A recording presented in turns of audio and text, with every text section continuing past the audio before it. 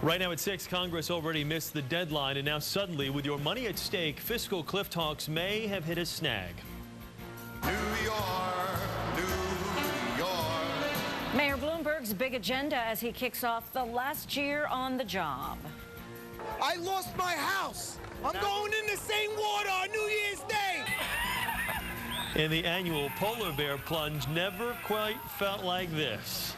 Good evening, everyone. I'm Chris Raggi. And I'm Dana Tyler. Time is running out for lawmakers in Washington. Tonight, the Senate deal on the fiscal cliff has hit a major snag in the House of Representatives. Republicans say they want more spending cuts to balance the budget. And this afternoon, House Majority Leader Eric Cantor told reporters he does not support the bill. The GOP-led House can amend the current bill and send it back to the Senate, making it more difficult to pass a bill before the current Congress ends on Thursday. And we were pleased with the tax. I'm saying as a group, we're pleased with the tax cuts, but the spending, there's no spending cuts. I think that we've made gigantic progress. I hope that we can have a bipartisan agreement as we go forward. As part of the deal, starting this week, your paycheck will be smaller, regardless of how rich you are. That's because the payroll tax holiday was allowed to expire. Tonight, we're learning that while you'll lose money, some surprising, even outrageous tax breaks are being left intact. CBS 2's Don Daler live with the Inside Story tonight. Don? Yeah, Dana, in broad strokes, the American Taxpayer Relief Act of 2012 allows the Bush-era tax cuts to expire for households earning more than $450,000.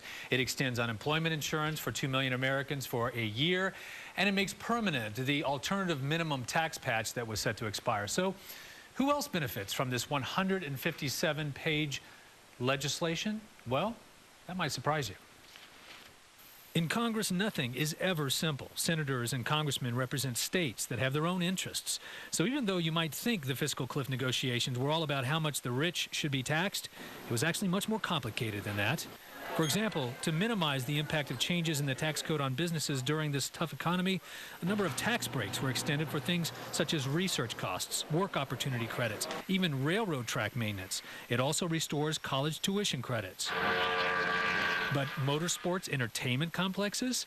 That's right, evidently, one of the pressing issues facing this nation is whether a 7-year investment recovery period should be extended for racetracks. New York City will continue to enjoy tax breaks for financing and development of the area around Ground Zero, and folks building energy-efficient new homes will still receive credits.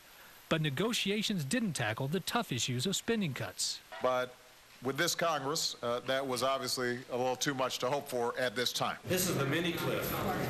Big cliff still lies in front of us.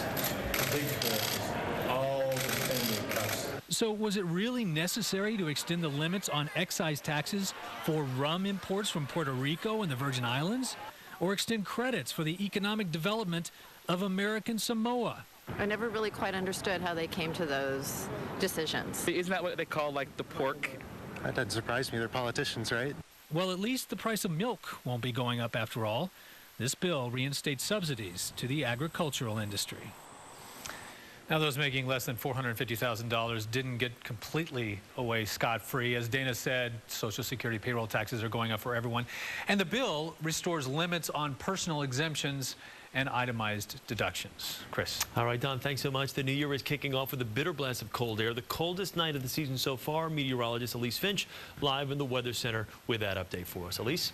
Well, Chris, you are right. We are expecting a low tonight in New York City of 25 degrees, and that will be the coldest reading since March 6th of 2012. So definitely it's going to be the coldest night of the season so far, and we're not alone. At 25 degrees, that'll actually be one of the warmest temperatures. So we'll have 24 in Toms River, 23 in Mineola, 22 in Norwalk, with 21 in Paramus, but teen temperatures from Katona to Parsippany and single-digit temperatures expected tonight in Monticello. So why are things so cold? Well, part of it is the wind direction. We have a northwesterly wind, which in and of itself is a colder wind, but this northwesterly wind is blowing over hundreds of miles of snow-covered ground, so that will lead to tonight's bitter blast, and I'll have more details coming up in your full forecast. Dana? Thank you, Elise. This new year marks the final year in office for Mayor Michael Bloomberg. His resolution for 2013 to stay relevant, even as New York City focuses on choosing his successor.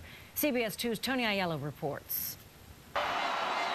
The mayor lined up with the Rockettes to kick off the New Year countdown. And like many at Times Square, he made resolutions for 2013. Personally, I'm always working on my waistline, my Spanish, my golf game. Professionally, he's also got plans for his 12th and final year as mayor. We can get an awful lot done in the next 365 days. For instance, Bloomberg hopes 2013 brings final approval of his plan to rezone 78 blocks of East Midtown to spur construction of modern skyscrapers. Hopefully whoever comes after us can take those things and can build on it. The mayor is clearly thinking about his legacy, and in Brooklyn, political consultant Jerry O'Brien thinks Bloomberg is running a risk.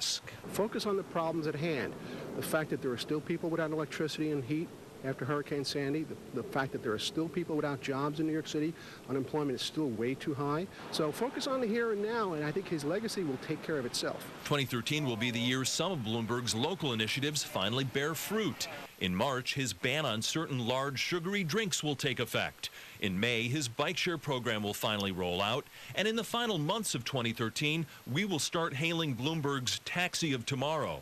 But Bloomberg is clearly determined to make an impact outside the Big Apple this year. For instance, promising to use some of his vast personal fortune to advocate for gun control. We have a gun problem. This administration and Congress has to do something. A year from today, Bloomberg will have left office, but with billions in the bank, he won't be leaving the public stage. Tony Aiello, CBS 2 News. The mayor says he wants to get a lot done, but he started this year by taking it easy, planning to take in a movie with his girlfriend.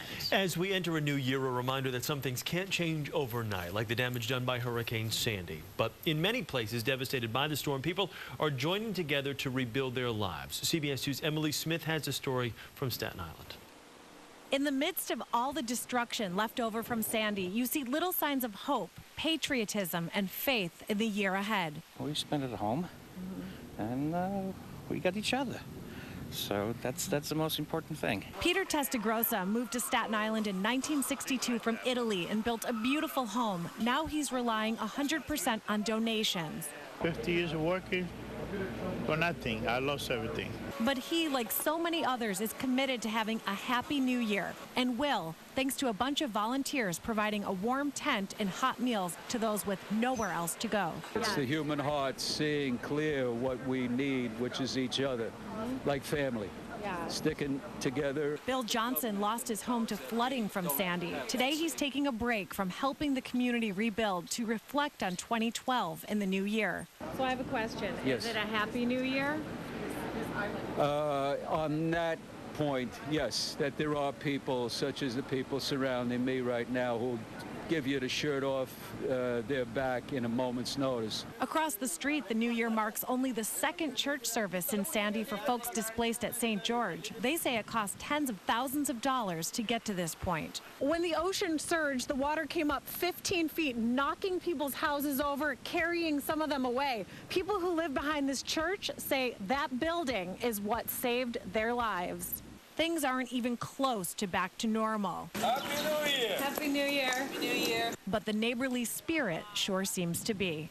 On Staten Island, Emily Smith, CBS 2 News. Even in the wake of Sandy, Staten Island may soon be home to the world's largest Ferris wheel. Developers are still pushing forward with the project, though they're revising blueprints to make sure the wheel's not prone to flooding. The plans also call for an outlet mall and a hotel. The Ferris wheel would be 625 feet, and the hope is to have it running by the year 2015. Still to come here at 6, burned out on New Year's. It's kind of difficult to comprehend all at once. Residents salvage what they can after a huge fire rips through their waterfront condos. Also, Chelsea Clinton breaks her silence about her mother's health scare. Plus this. Polar bear plunge, a unique view of this year's icy New Year's tradition.